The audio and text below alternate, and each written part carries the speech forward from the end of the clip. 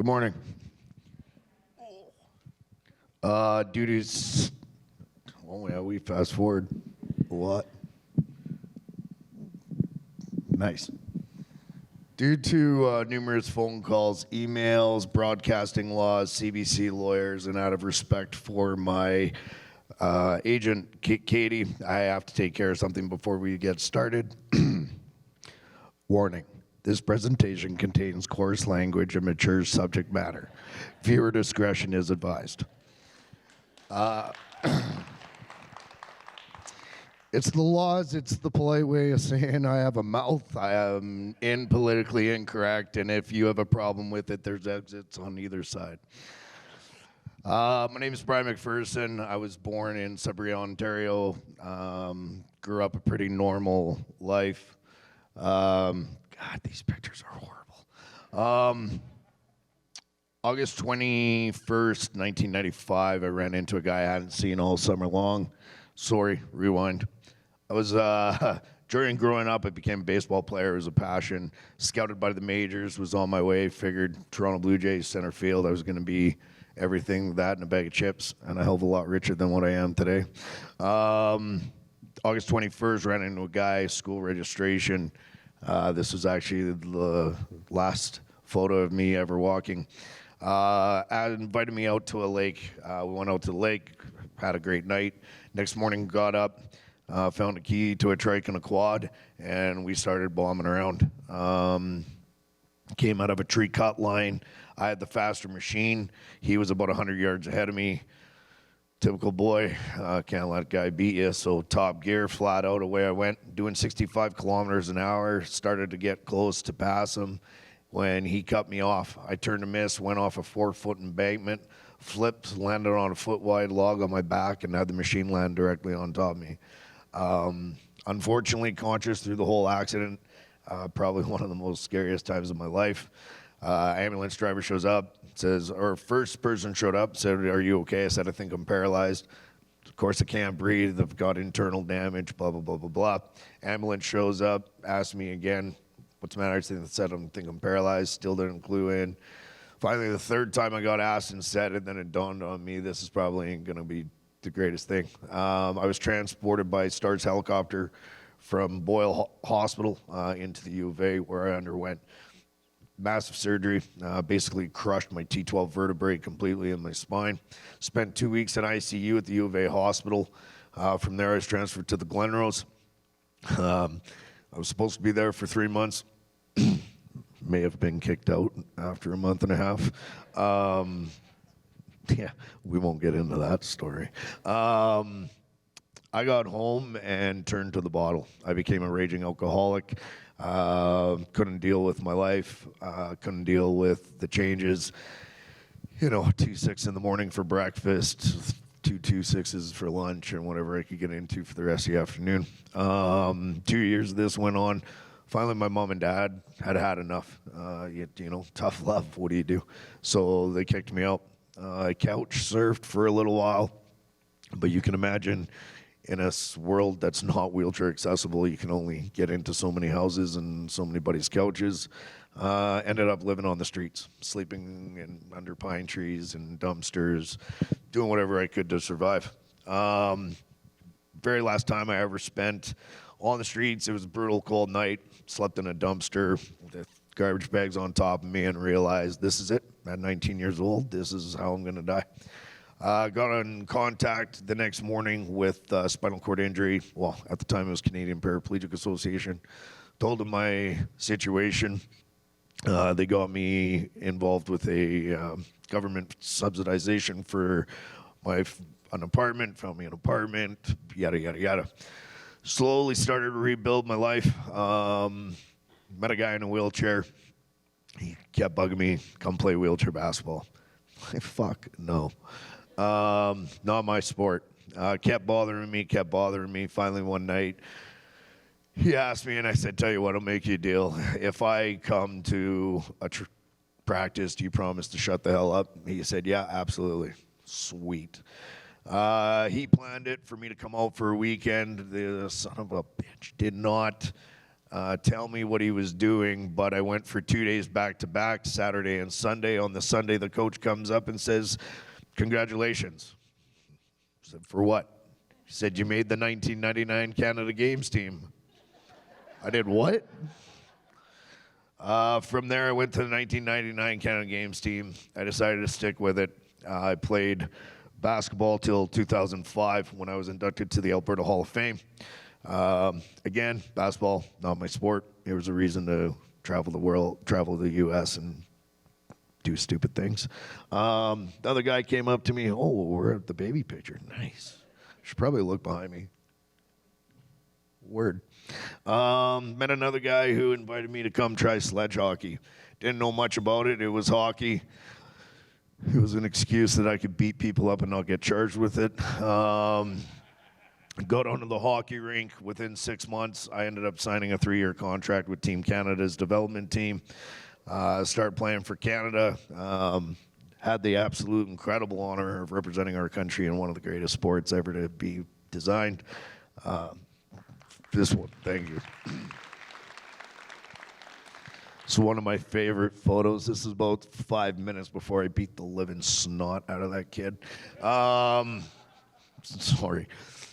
Again, impolitically correct. You heard the warning at the beginning of this presentation. My 3rd year, I was getting a little older, body's getting a little beat up or whatever. We were in Buffalo, New York, playing a 5-game series against the Americans when a guy called and said, "Are you Brian McPherson?" I said, "Yeah." He said, "Are you the same Brian McPherson that climbed a 250-foot mountain face with no safety equipment?" I said, "Yeah, that's me." He said, "Well, we have a question for you." I said, "Okay." He says, "We want to see whether or not we can make bobsledding a disabled sport, and we're looking for a pilot." Sure, why not?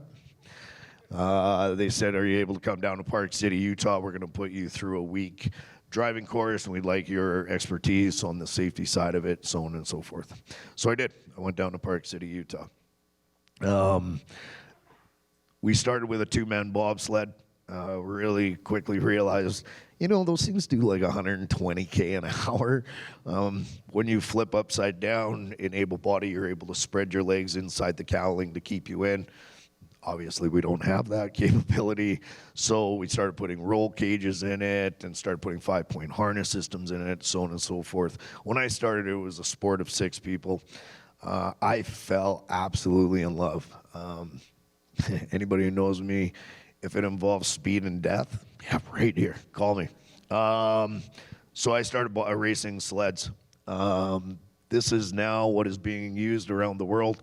It's called a monobob. There's over 50 of them designed. This is all from our design. There was nothing out there like this. We helped with all the safety to the point where now we don't need to have a roll cage. We determined that having a roll cage, when you crash, you scratch up the track, which screws with people's times and pisses off the able-bodied bobsledding world. So we made little bat wings off the back, and it protects our head, and nobody gets too injured. Again, 120K an hour, frozen water slide, figure it out. On top of that, I've water skied, I've downhill skied, I've rock climbed, hand cycled. There's really not a hell of a lot I haven't done. In my professional career, after I got paralyzed, I was doing the atypical disabled jobs, answering phones, doing this, doing that. I'm sure you can all tell I'm not atypical. I took a week's stress leave from a company, came in to visit a buddy who did auto body, and he was really, really busy, but I was bored, and I said, "Can I give you a hand?" So I started helping him sanding this bumper. His boss walks in, and he comes up and says, "Do I know you?" I said, "No, Brian McPherson, how's it going?" He said, "Can I ask what you're doing?" I said, "Oh, yeah, just giving Jamie a hand." He's like, "Okay." He's like, "What can you do?" And I'm like, "Well, what do you mean?" He's like, "Well, are you able to do this job?" I said, "I have absolutely no clue, but I love it. I mean, it's got to do with cars." He said, "Okay." He's like, "Are you looking for a job?" And I said, "Well, I'm actually under stress leave under the company I'm with now." I said, "I don't know. Do you think I could do it?" He's like, "I don't know. What do you think?" I said, "Tell you what, I'll make you a deal." I'm like, I will donate 2 weeks of my time for free. I'll come in every morning, starting Monday, 8 in the morning, and I'll work for free. And if it ends up being a fit, hire me. If not, you can ask me to leave. No harm, no foul. It took a week. He hired me. I did auto body for 7 years, opened my own company, O'Grady's Paint and Repair. Had the company for a year, got a divorce. We don't need to get into all that BS, but yeah, anyways. Afterwards, I kind of floated through a few jobs. I ended up going to Spinal Cord Injury Alberta for a while, was their peer program coordinator. It was a job where I got to take people out with disabilities and show them a life, what they can do. I think actually my very first event was I threw 4 quads and 3 pairs out of a perfectly good airplane. Seemed like a pretty good idea to me at the time. But it was an honor to be a part of it. I was driving down the road one day, wasn't happy with the job. The guy came by, went driving by with a Bobcat on the trailer, and I remember looking at it and being like, fuck yeah, that thing doesn't need feet. Like, I could probably run one of those. So being a tough guy, I drove to Service Equipment, took their $250 skid steer training course. What a waste of time that was. But I had my certificate. So I started applying to jobs. Everywhere I applied would hire me right away. I'd show up for the interview, they'd see the wheelchair, and that'd be the end of it. It was a struggle for probably a few months. A good friend of mine called me up and said, hey, do you remember Mike Burkheim? And I'm like, yeah, of course I do. He's like, I'm pretty sure he runs a residential grading company with skid steers. Why don't you give him a call? I said, okay, why not? So I went and saw Mike and got out and told him what I wanted to do. And Mike's like, well, Brian, like, you know, first of all, we work in between millions and millions of dollars worth of homes. I usually start my guys on a shovel and a rake. They usually do that for a year and a half. Then I put them in a Mini, which has foot pedals. You can't run that. He's like, you're literally asking me to put you in my biggest, baddest machine and trust that this is going to work. I explained to him that there was nothing in my life that I hadn't done, that I hadn't accomplished and or done to the greatest success I possibly could give to it. Mike said, okay. I said, tell you what, I'll make you the same deal. Come in every day at the end of my day at work. I'll donate my time for a month. If after that month you are happy with me, hire me. If not, tell me to bugger off. Away we go. Mike hired me a month later. Within 6 months, I became his foreman for his snow removal crew, ran the company. Within a year, became the field supervisor for the company. I drove a crew cab, Ram, dually. Oh, yeah. Fuck, she was a nice truck. Ran that company for 9 years, loading my own equipment on the back trailers. Unfortunately, we partnered with a bigger construction company that went bankrupt and took us out. From there, I went to Wolverine Construction, where I worked in the oil and gas industry for 3 years. Yeah, I've had a hell of a goddamn good life. This chair don't mean shit. Everybody's got a disability. The only difference between me and you is you see mine. Thank you. God, Katie loves this photo. She always slides it into my thing. She's like, look at this. It is a great photo. That's at Big Valley Jamboree. I'm a hell of a two-stepper. You ever see me in a country bar? Come see me. That's Sid the Kid, little buddy. Love him with all my heart. I've had a lot of health issues. A few years ago, I had a problem with my bladder system. They tried to do a surgery to correct it. In 2020, they did a surgery. I was sent home, and a week later, exploded gangrene out of my groin. Almost died. I was rushed to emergency, where I went under 3 surgeries under 5 days. Oh. Damn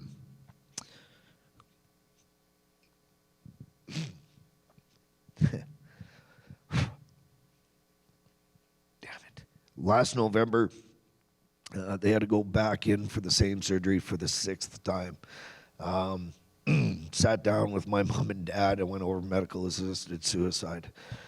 With everything I've been through in my life, like, fuck was I going to have my family watch me deteriorate in a hospital bed? This was the last time I was giving the doctors a chance. You either fix me or I'll fix it myself. Here I am, smiling and stronger than ever.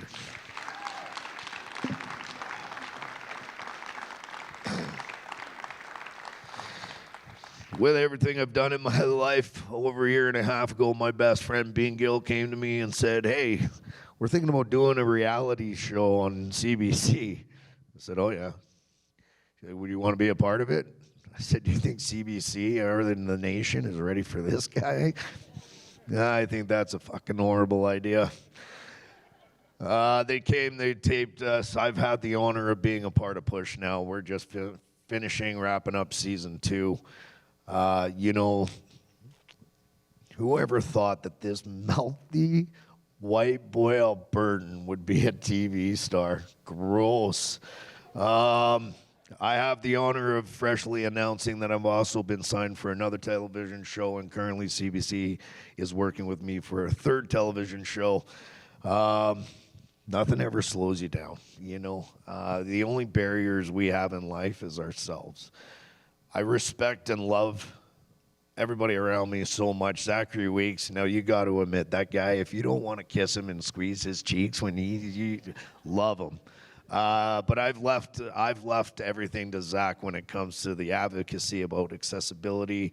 I've never really worried about it too much. I do a lot of accessibility stuff now, but I've literally just kind of done my own thing in my life. Now that I've been a part of Push, and we're changing all these barriers and we're having these opportunities like I have right now, you know, there is a different focus, and the focus is just to make our world more inclusive. So when you talk about how do we do that, first of all, is just by the way we interact. I have not cleaned my mouth up once since I got up here. I haven't changed the way I am. In the show, if you ever get the chance to watch it or you have seen it, that is 100% me. There is no acting. There is poor CBC. I just met with the exec last week. He said I upped his resume. I said, oh, how'd I do that? He said, due to your mouth and your T-shirts, I know everything there is to know about laws and of what you can and cannot broadcast. But I don't get treated any different, and I don't pretend to be different. I just do what I do. You know, I don't work anymore due to shoulder injuries. I have 3 torn tendons out of this arm, 2 torn in the right bursitis both shoulders. I'm trying to figure out where do I go next in the working career. According to my agent, I just got to stick to the TV thing. Anyways, it's been an absolute honor to be here today. Please, I can't thank Goodwill and the rest of you enough for your time, for listening to me, and yeah, thank you.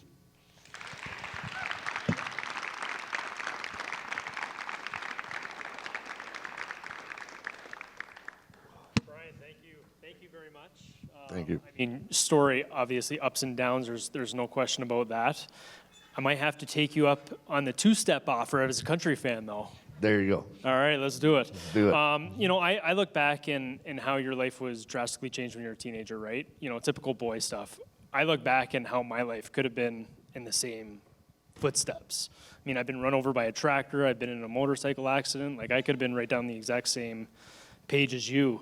How do you overcome the shock and awe to get where you are now? To be totally honest with you, it's the people you surround yourselves with.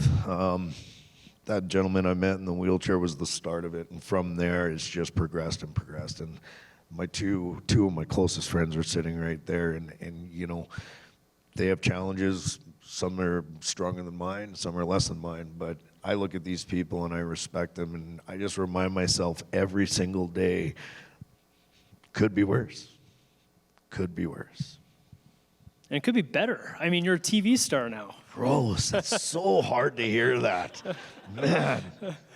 You know, how's your life changed for the better the last couple, even just the last couple of years? Like, forget about the Sports Hall of Fame, forget about, you know, becoming a bobsledder. You know, how's your life changed just even in the last, couple of years?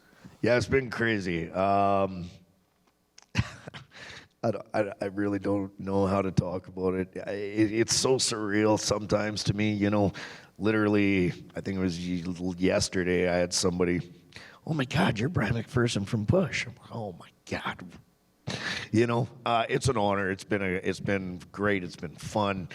It's changing all the time. Again, all these opportunities are coming my way in a totally opposite field than what I've ever been used to. So, you know what? I'm just embracing it, and I'm just trying to be humble with it at the same time, and not become an a-hole, which I already am, but a different one. Did you just censor yourself? I did. I absolutely did. That's CBC rubbing off. Yep. Honestly, don't change. Thank you. Do me a favor, don't change. Ladies and gentlemen, Brian McPherson. Thank you very much.